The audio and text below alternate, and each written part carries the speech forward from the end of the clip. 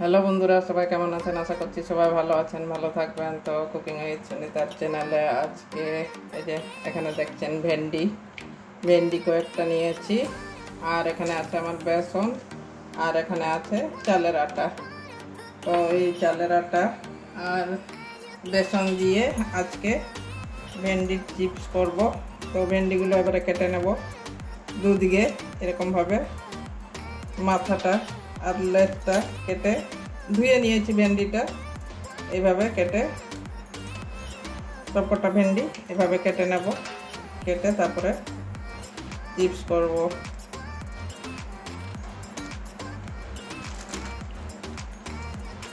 ভেন্ডি আমার কাটা হয়ে গেছে, এই যে দুদিকে কেটে নিয়েছি।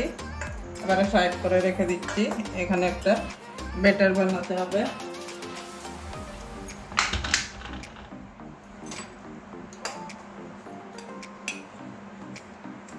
চালের আটা নিয়ে নিচ্ছি 2 চামচ, 2 চামচের একটু বেশি নিলাম। এখানে বেসন ঢেলে নেব প্রয়োজন মতো। আপনারা যেভাবে বানাবেন সেরকমভাবে দেবেন বেসন আর চালের আটাটা। কারণ এই রান্নাটা যেসব বাড়িতে বাচ্চারা অনেক সময় সবজি খেতে চায় না, তাদের জন্য খুবই উপকারী একটা মানে খাবার তৈরি হবে আর কি। নুনটা প্রয়োজন মতো দিয়ে দিচ্ছি।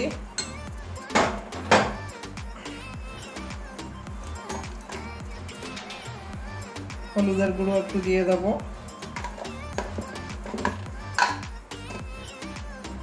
একটুখানি ধনের গুঁড়ো দিয়ে দিচ্ছি, গন্ধটা ভালো হবে, বেশি করেই দিচ্ছি। আর এখানে কিচ্ছু লাগবে না। এবারে জল দিয়ে ব্যাটারটা তৈরি করে নেব।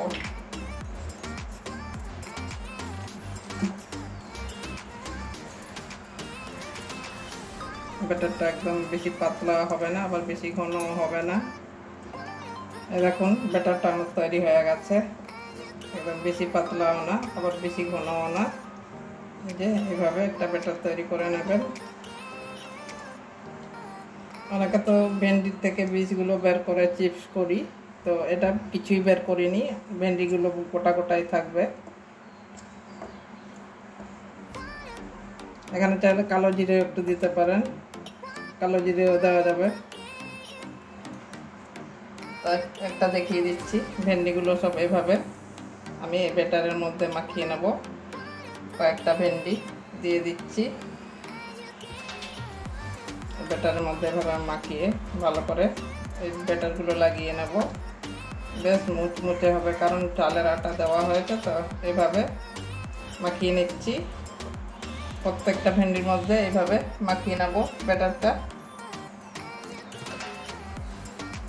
ঠিক আছে, এবারে রান্নায় চলে যাব। গ্যাসটা ধরিয়ে নিই। এবার এইভাবে প্রত্যেকটা ভেন্ডির মধ্যে ব্যাটার লাগিয়ে নেব, তারপরে ভাজবো।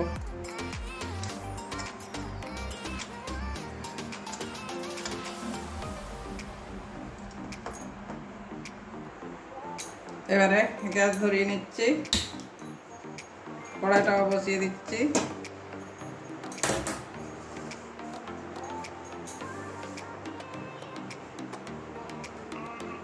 কড়াই গরম হয়ে গেছে, এবারে সাদা তেল ঢেলে নিচ্ছি।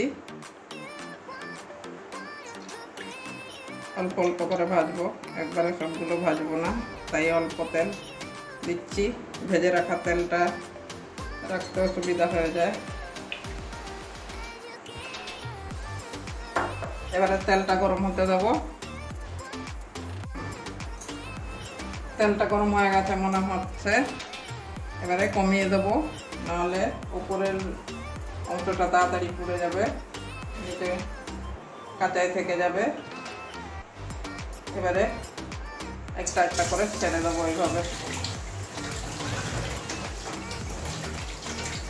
এটা বাচ্চাদের পক্ষে খুব ভালো, আনন্দ করে খেয়ে নেবে।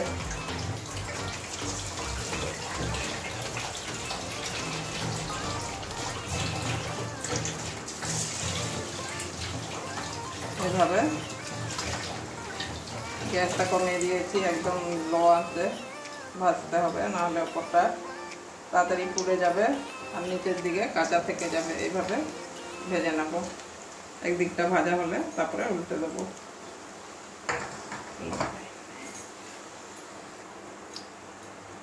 এবার একটু নাড়িয়ে দেবো। ওই দিকটা হয়ে গেছে মনে হয়, উল্টে দিচ্ছি এবারে।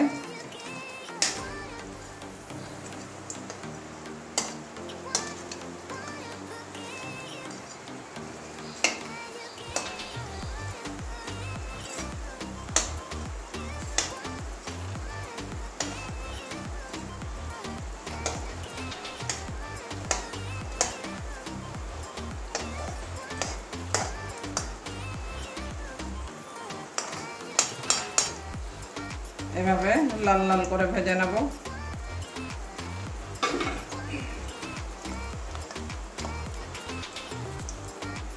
দেখুন আমার দুদিকেই লাল লাল করে ভাজা হয়ে গেছে। এবারে তুলে নেব, বেশি লাল করলেও হবে না।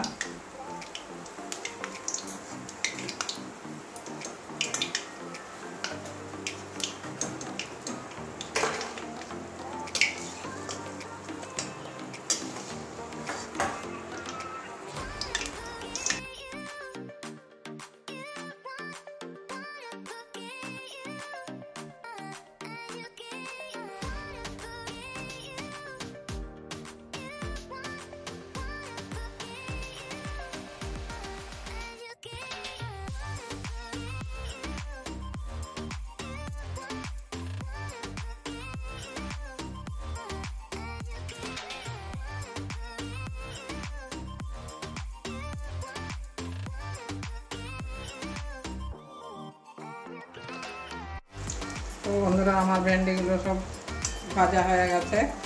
আর এখানে এই যে দেখতে পাচ্ছেন এগুলো, এই যে লঙ্কা, একটুখানি বেসন ছিল, ওই বেসনের মধ্যে লঙ্কাগুলো ভেন্ডিতে যেমন করলাম এটার মধ্যে ওরকম বেসন মাখিয়ে নিয়েছি। তো এগুলো ভেজে নিচ্ছি। তো ঠিক আছে, কতটা ভেজেছি, কীরকম মুচমুচে হয়েছে আপনাদেরকে একটু দেখাই। এটা আমার ততক্ষণে ভাজা হতে থাকুক। তো বন্ধুরা দেখুন আমার লঙ্কাগুলো ভাজা হয়ে গেছে আর ভেন্ডিটাও ভাজা হয়ে গেছে। তো এই যে একদম মুচমুচে হয়েছে, আওয়াজটা শুনতে পাচ্ছেন নিশ্চয়, একদম মুচমুচে হয়েছে।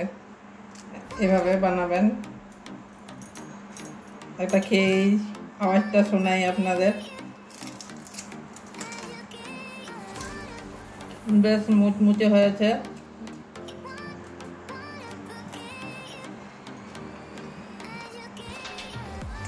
তো বন্ধুরা আপনারা অবশ্যই, যেসব বাড়িতে বাচ্চারা খেতে চায় না সবজি, তাদের জন্য বলছি এইভাবে বানাবেন, খাওয়াবেন, দেখবেন আনন্দ করে খেয়ে নেবে।